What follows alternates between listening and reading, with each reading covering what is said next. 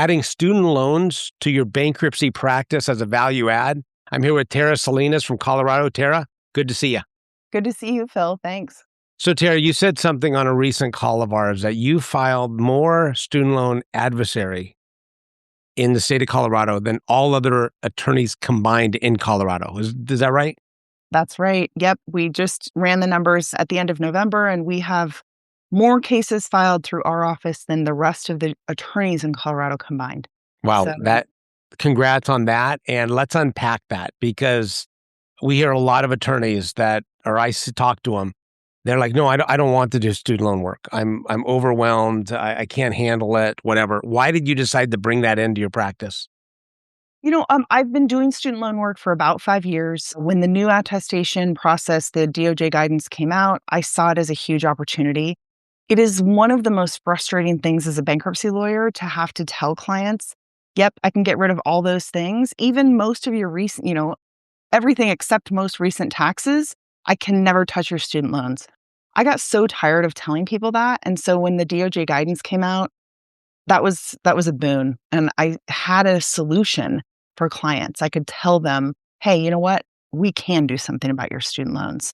And it's been a great addition to our practice because it's a good value for the client, but it's also a great revenue generator for our firm. So for every, let's just say 100 clients, or fill in the blank, 10 clients, what percentage of them need student loan help? I would say in my practice, probably 60% of our clients at least need student loan help.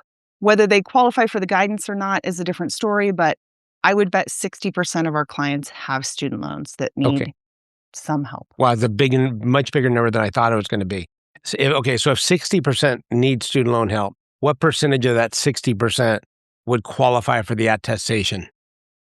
I would say we're probably seeing about 25, 30%. Okay. For us, and we've talked about this as well, it's really district by district at this point, how they're being handled. So for our district, the big factor is how long have you been in repayment status? So that's really, for us, the definer. Obviously, you've got to meet the income criteria, et cetera. But for us, it's how long have you been in repayment status on those loans? We need at least 10 years. And that's really, for us, kind of the big dividing line for our clients. So let's take it one step farther. So 25% of those clients can qualify through the attestation with income and payment restatus or over 10 years. How many of those people of the 25% sign up and have you work on their student loans and try to get them discharged or reduced significantly? Yeah, I would say that right away, we're probably looking at about 5% total of our cases. I think that we're actively following up with those people who think maybe I want to see how it's going to go, especially because the guidance came out. There was still the SAVE program, which has just recently been eliminated. There were still some other options. And so before committing to paying fees and going through an adversary proceeding, clients have been saying, well, I think I'm going to wait and see. Right. Okay. So 5% of your total cases, right? Yeah. Sign up for a student loan attestation, or what we call a SLAP in the lingo of the debtor attorney world. How much do you charge for these student loan adversaries? For private student loan adversaries, we charge between $4,000 and $8,000. Okay.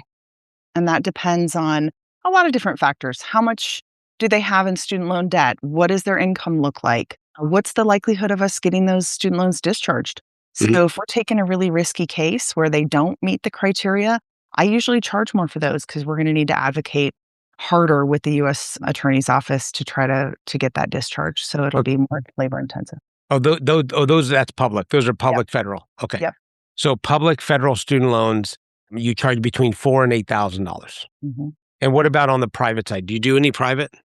I do handle private student loan discharge cases. Those are a lot different. We don't have an attestation process. You're really looking at suing the student loan creditor, either alleging hardship, which is the most common, or in some very isolated cases, there's another cause of action for the student loans being more than the cost of attendance or otherwise not qualified.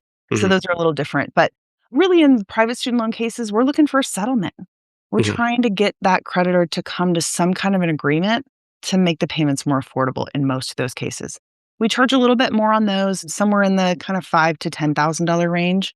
Again, depending on the difficulty of the case, likelihood of success, et cetera.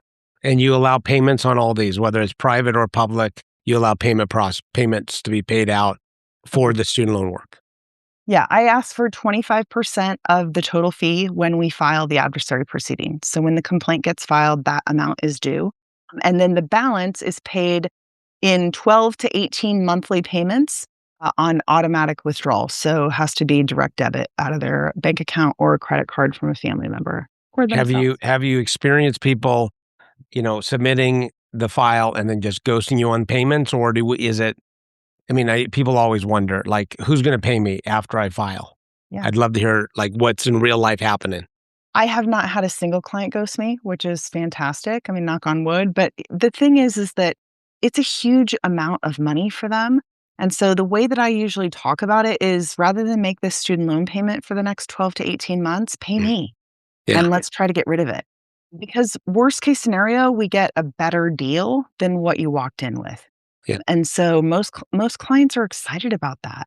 They want to address the student loans. They don't want them to go into default. They know they're never going to pay them off.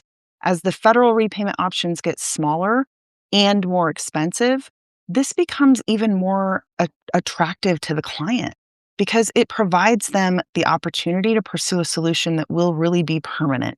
It won't be based on what a future administration does with income-based repayment or forgiveness options. It solves the issue now and allows them to move forward with their life, which is huge. Yeah, it really is. I mean, it's so practical and so black and white with this attestation form. As long as you follow the guidance. You said something to me last week, which I really appreciated. You're like, just take the low hanging fruit. Yeah. Like you don't have to take the hard cases, right? Just take the low hanging fruit because they're low hanging fruit all over the debtor community. It's the people that have $100,000 in student loans. They're making $40,000 a year. I mean, they're all over the place. Yeah. It's not even low hanging. It's on the ground. Like you just have to walk around and pick it up, right? Like grab a shovel and you'll have cases. So, and look, there is a learning curve, of course, but this is a huge benefit. And the learning curve is small in comparison to the benefit you can provide to clients and to your practice. Not difficult to integrate at all. And I mean, we've talked about this before, but every client that comes in the door has an opportunity cost, right? Like you have to put out ads or you have to pay staff to follow up with them. These people are already here. Yeah. They already like you because you already filed their bankruptcy and got them a discharge. All you have to do is follow up with them at the end of the case and say, hey, we talked a little bit about your student loans at the beginning. Let me tell you a little bit more about it. And here's how we can work out the payments. And they're psyched. They're so happy about it. And on top of that, what do you charge for a 7 in Colorado? Yeah, I charge between $2,000 and $3,000, usually around $2,500. So say $2,500. I mean, if you're charging $5,000 to $8,000 for a student loan, I mean, we're talking it's 2 bankruptcies, right? 3 bankruptcies, right? And the reason why people are paying because they're going to save $100,000. I mean, it's significant savings with student loans. What would you advise someone who's watching this and they're like, I don't even know where to start? What's the first step? Read the guidance. The Department of Justice put out really good documentation of what are the rules and even a couple of examples about how it works. And then look at the attestation form because the attestation form is going to track the means test. So if you're a bankruptcy lawyer, you already know how to do it. The hardest part, I think, of a federal student loan discharge case is looking at the client's student loan data, right? And so, we talked about this last week as well, but I used ChatGPT to analyze that data. I built a little GPT, very basic GPT in our office to say, here's what I need you to look at. The data comes in, the client has to pull it from the student loan site, pull that in, and then we just pull out the client's personal information before we plug it in. We have a closed AI system anyway, but I still pull their personal data out and have it run the analysis. You don't have to be an expert in student loan work to be able to do these cases. So when you have a client that pulls the NSLDS file, and then the NSLDS file is like the file that comes from the studentloan.gov, right? Yep. And by law, the client, the debtor, has to pull that. Like, you can't do it for them, right?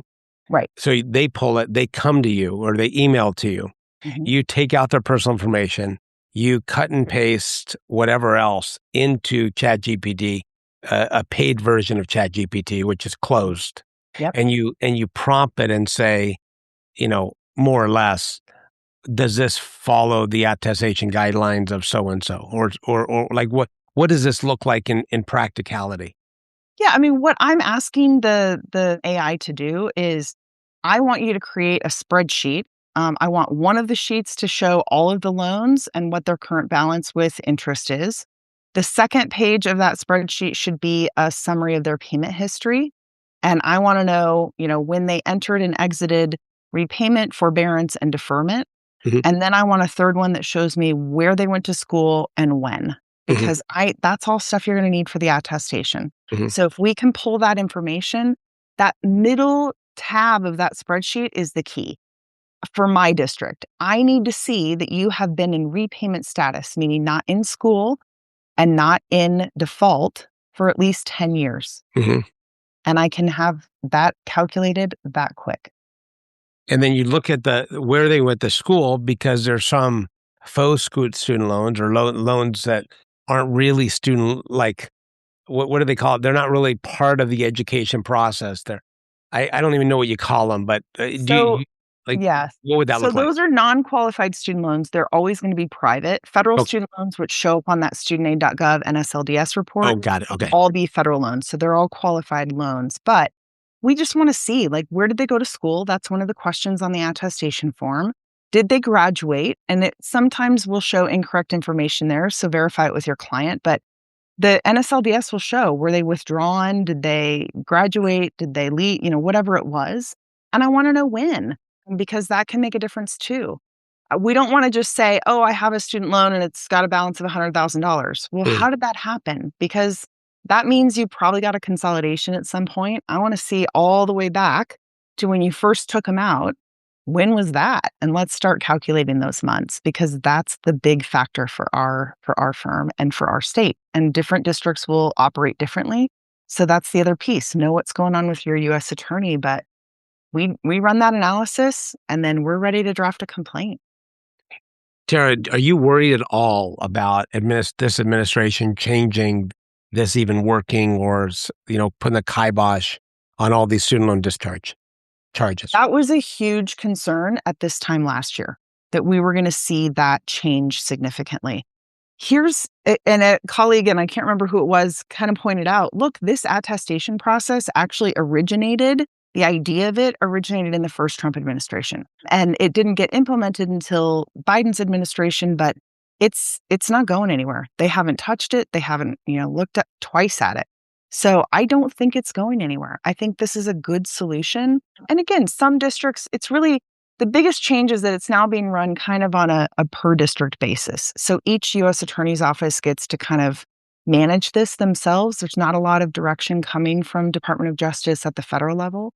So my results are not going to be everyone's results, but at least check it out. Yeah. It's So there for a good reason. would you recommend someone calling a U.S. attorney and being like, "Hey, what's your temperature on student loans? Are they being done?" How would you look at that? Is that public knowledge? Like, how would a debtor attorney watching this video find out what the temperature is in their district? I think there's a couple ways to do that. One, talk to other attorneys if anyone else is doing these cases. Two, you certainly could reach out to the U.S. Attorney's Office. Whether they'll tell you or not, I don't know. The third thing is go run a quick pacer search, costs a couple bucks, and look at, which cases in the past, few years have been filed under 523A8, because that's easy to search. Every Yeah. student loan case that's been filed is going to show up, and you can start to see what's happening. If you need to pull the docket report, pull the docket report. I mean, you can do a little bit of research for not very much money and see kind of what the outcome has been. Boy, that's really interesting knowledge. I mean, that'd be really powerful to run that nationwide to see where because it's gonna, if you had a heat map on that, it's gonna Yeah. pop, because certain districts are doing them all the time. Yep, Yeah. absolutely. And I think some districts aren't doing them at all. And so the US Attorney's Office is like, I don't know. I don't know what our policy is because we haven't had any to deal with. Yeah. And again, there's been big turnover. So looking at what happened 2 or 3 years ago is not going to be the same as what's been happening this year. I will say there was a huge slowdown in how cases were being handled at the beginning of this year. I'm seeing that speed up. We were taking 9 months or longer to get responses, and that's coming a lot quicker now. So What are you seeing now in terms of a response in Colorado?